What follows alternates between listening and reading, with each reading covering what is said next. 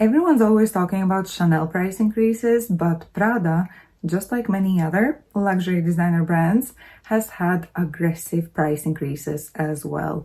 So I wanted to go through my Prada bags to tell you which I would repurchase with the much higher price tag.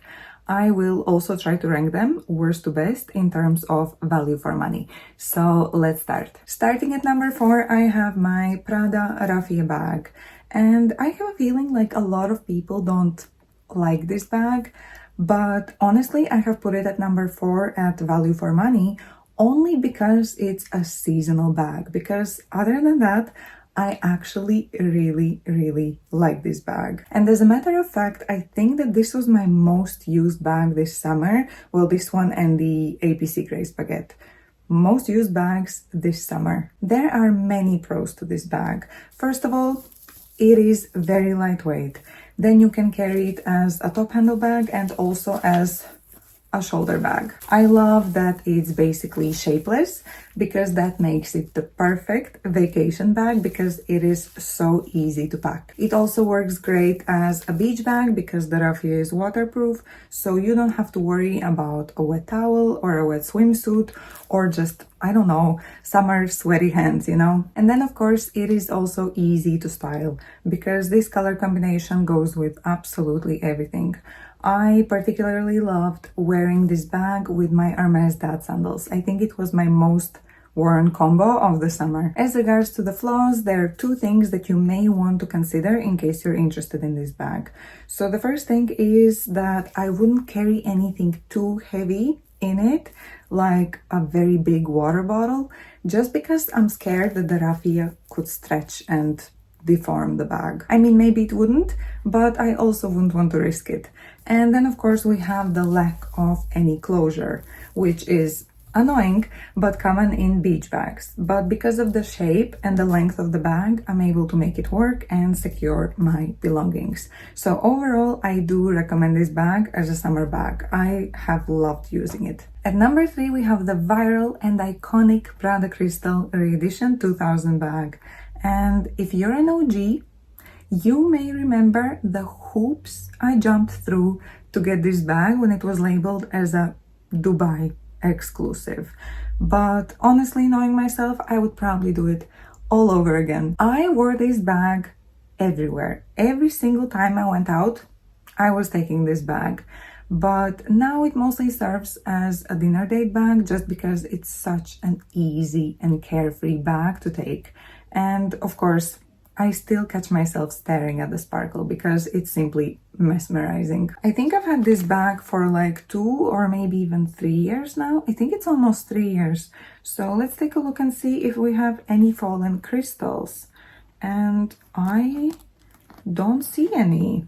So well done, Prada. This is really good. This bag has a lot of pros. It's lightweight, it's spacious, it fits all of my essentials and even more. And it's also functional. You can carry it as a top handle and also as a shoulder bag. And apparently it's durable as well. So honestly, I don't think I can come up with any flaws, at least not any technical flaws for it.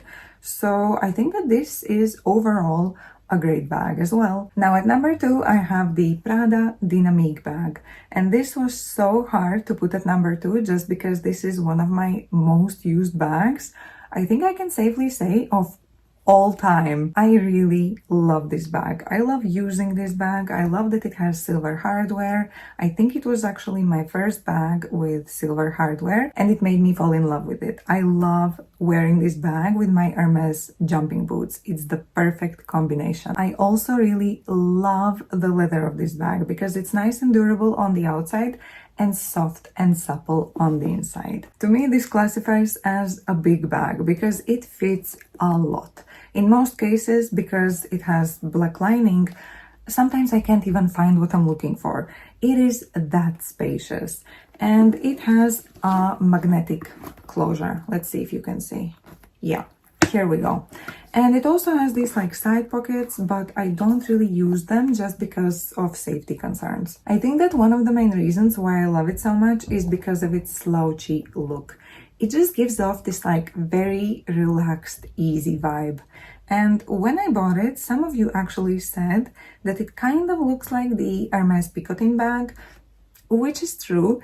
And Saint Laurent also released a very similar bag. I think it was in the beginning of this year. So I actually think that this is quite a classic design and it could potentially stand the test of time. I also think that this is quite an understated bag, and I love the fact that it was never overhyped on social media, unlike, for example, the Prada Crystal Re Edition bag. I mean, we saw that bag everywhere. I think that when it was first released, it was released around the same time as the Prada Clio bag, so they probably just focused all their marketing on the Prada Clio bag. And I also appreciate that this bag wasn't really heavily gifted to influencers, because Prada is famous for their influencer gifting.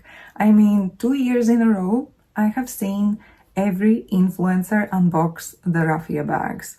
So I do appreciate the fact that this wasn't heavily gifted. At least I didn't see anyone unbox this bag on social media. So in a weird way, it also makes it feel a little bit more special. If I have to mention something that I don't like about it, it could be the handle, because look at it, it's kind of deformed.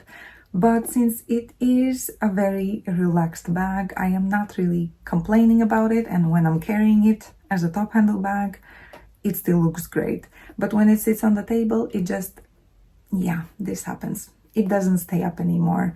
Even after I had tried to straighten it out, it's too late. It doesn't work anymore. So yeah, this is the way it looks, which is a little bit funny. But other than that, this bag, 10 out of 10. I love it. Now you're probably wondering which bag is at number 1. And it's the one, the only Prada Puffy Nylon tote bag. And in all honesty, this is probably the least used bag out of all the bags that I showed you today. But it's only because I don't generally carry this much with me. So I don't need a bag this big on a daily basis.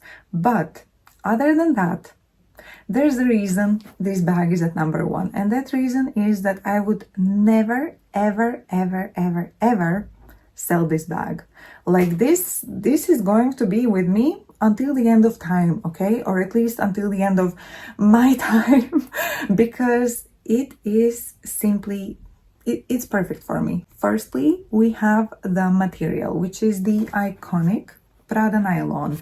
And since it's nylon, it also means that it is easy to clean and the bag is lightweight. Secondly, I love the design of it. I love how puffy it is. It's like a pillow. So that for me makes it just a little bit different from all the other Prada nylon tote bags.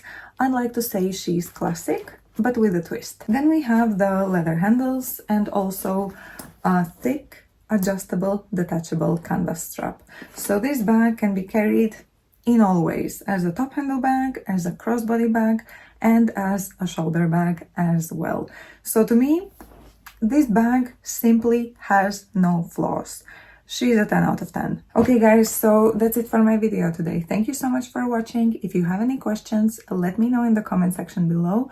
And as always, don't forget to subscribe, because I want to see you in my next video as well. So let's stay in touch and stay safe, everyone. Bye.